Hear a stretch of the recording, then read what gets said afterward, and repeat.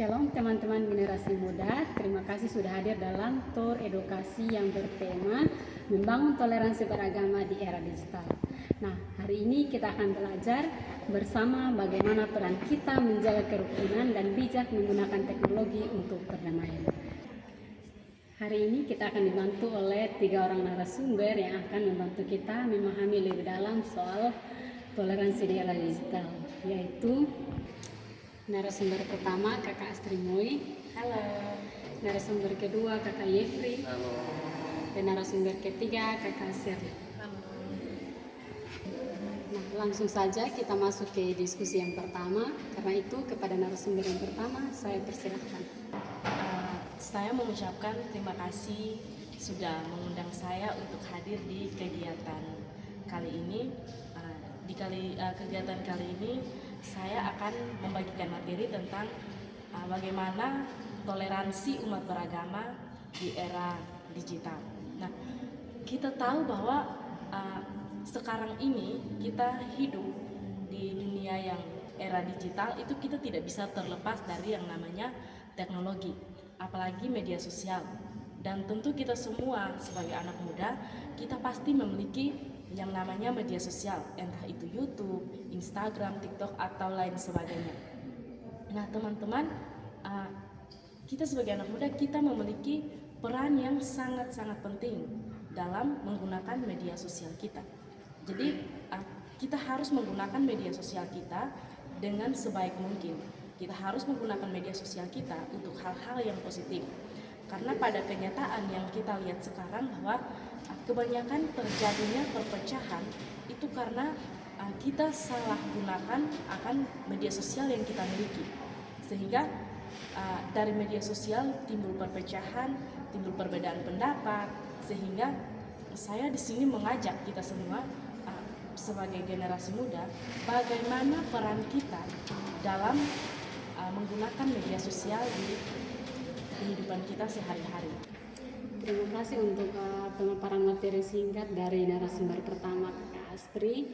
Biar diskusi kita lebih fokus, saya langsung ke pertanyaan pertama. Menurut Kakak, bagaimana peran generasi muda dalam membangun toleransi beragama di era digital? Baik, terima kasih Kakak untuk pertanyaannya. Menurut saya, kita anak muda itu kita memiliki peran yang sangat penting, seperti yang saya singgung tadi, bahwa sebagai generasi muda itu dia memiliki peran dalam menggunakan media sosial. Nah, untuk berperan dalam menggunakan media sosial ini menurut saya tidak selalu tentang hal yang besar. Kita bisa memulai dari hal-hal kecil, seperti kita tidak langsung membagikan berita yang kita sendiri belum tahu kepastian dari berita itu. Kita tidak gampang menyebarkan hoaks yang pada akhirnya memicu perpecahan. Atau kita tidak boleh menggunakan media sosial kita untuk menjelek-jelekan agama lain atau suku orang lain. Tetapi mari kita gunakan media sosial kita itu dengan bijak. Kita menggunakan media sosial kita itu untuk hal-hal yang positif. Kita sebagai generasi muda itu kita harus tunjukkan kepada masyarakat luas bahwa ternyata toleransi itu keren. Karena dari perbedaan, kita semua tahu bahwa di Indonesia ini kita beragam agama, suku dan seterusnya. Jadi dari perbedaan itu yang membuat kita itu unik atau berbeda dari yang lain. Jadi kita harus menjadi contoh atau teladan bagi orang lain, terutama dalam hal penggunaan media sosial. Kita bisa gunakan media sosial kita itu untuk kampanye, atau kita membuat konten-konten yang mengajak orang lain untuk menghargai perbedaan, saling menghormati, dan tentu kita menjaga kerukunan agar tidak terjadinya perpecahan antar umat beragama. Mungkin dari saya hanya begitu, Kakak. Terima kasih Kakak atas jawabannya. Sekarang saya beralih ke narasumber yang kedua, Kakak Yefri. Bagaimana strategi yang bisa dilakukan sebagai pemuda Kristen di dunia digital untuk mendorong toleransi dan kerukunan? Baik, terima kasih sudah mengundang saya datang di sini untuk memberikan penjelasan sedikit tentang isu yang tadi sudah dibahas itu. Kalau berbicara tentang tantangan di media sosial soal isu agama, menurut saya itu ada banyak hal. Salah satunya adalah hoax atau berita bohong yang gampang sekali untuk tersebar luas. Kadang ada berita yang kelihatannya serius, tetapi dia itu tidak benar. Nah, dari situ bisa membuat perpecahan atau saling membenci antara anggota kelompok dengan agama lain. Terus ada juga komentar-komentar negatif yang sering muncul di media sosial. Itu bisa menjadi salah satu provokasi atau kebencian dari orang-orang yang mereka sengaja lakukan terhadap orang lain, supaya membuat orang-orang itu menjadi ribut atau saling membenci antara lain. Terus yang terakhir itu adalah soal algoritma. Kita sering menonton di sosial media itu, kebanyakan apa yang kita nonton mereka itu akan menampilkan terus menerus. Misalnya kita ada menonton sesuatu hal yang negatif tentang ujaran kebencian, itu maka mereka akan menampilkan informasi itu tersebut kepada kita. Nah, itu juga menjadi salah satu soal untuk kita, supaya kita bisa belajar baca baik-baik itu berita, supaya kita jangan terlalu menyebarkan berita tersebut kepada orang lain, karena itu bisa membawa hal-hal buruk atau dampak negatif kepada masyarakat luas.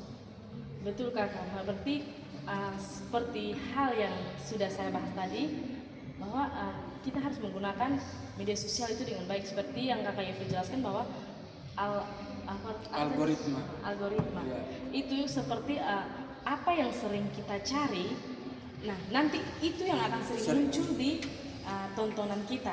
Misalkan kita sering mencari tentang perbedaan suku atau ras seperti itu, nanti yang muncul di tontonan kita akan terus menerus seperti itu. Jadi ketika kita menggunakan media sosial saat kita menonton, sebaiknya kita menonton hal-hal yang positif, atau kita menonton hal-hal yang membawa dampak baik untuk kita. Jadi saat kita menonton hal-hal baik, maka hal tersebut akan muncul terus di tontonan kita, sehingga kita tidak mudah terpengaruh seperti itu atau terprovokasi dari orang lain. Baik, terima kasih Kakak. Kalau terkait hal itu, bagaimana menurut Kakak teknologi justru bisa menjadi alat untuk menyebarkan pesan damai dan mempererat kerukunan antar umat beragama? Menurut saya, teknologi itu seperti pisau yang bisa digunakan untuk masak dan bisa juga untuk menyakiti. Jika kita bijak, teknologi bisa digunakan untuk menyebarkan pesan damai. Oh, berarti teknologi itu dia bisa membawa hal yang positif, tetapi dia juga bisa membawa hal yang negatif. Tergantung bagaimana kita sebagai pengguna itu, kita mengelola dengan bijak atau tidak. Jadi saat kita mengelola dengan bijak, tentu akan membawa hal yang positif. Tetapi saat kita menyalahgunakan, tentu akan berdampak pada hal yang negatif, seperti perpecahan antar agama dan banyak kasus yang kita lihat di media sosial kita. Baik, terima kasih untuk narasumber Kakak Astri, Kakak Yefri, dan Kakak Seri yang sudah membantu kita pada hari ini untuk memahami soal toleransi di era digital. Nah, sebelum kita mengakhiri acara pada hari ini, saya mengajak kita semua untuk merenungkan satu ayat firman dalam Roma 12 ayat 18 yang berkata, "Sedapat-dapatnya kalau hal itu bergantung padamu, hiduplah dalam perdamaian dengan semua orang." Nah, artinya Tuhan mengajarkan kita untuk selalu berusaha hidup rukun dengan semua orang, tidak peduli apa latar belakang mereka, termasuk agama. Apalagi di era digital, kita harus bisa menjaga sikap dan menjaga ucapan, baik di dunia nyata maupun di dunia maya. Karena damai itu harus kita ciptakan dari diri sendiri. Terima kasih teman-teman yang sudah menonton. Semoga video ini bisa bermanfaat untuk kita semua. Sampai jumpa di video selanjutnya. Bye-bye.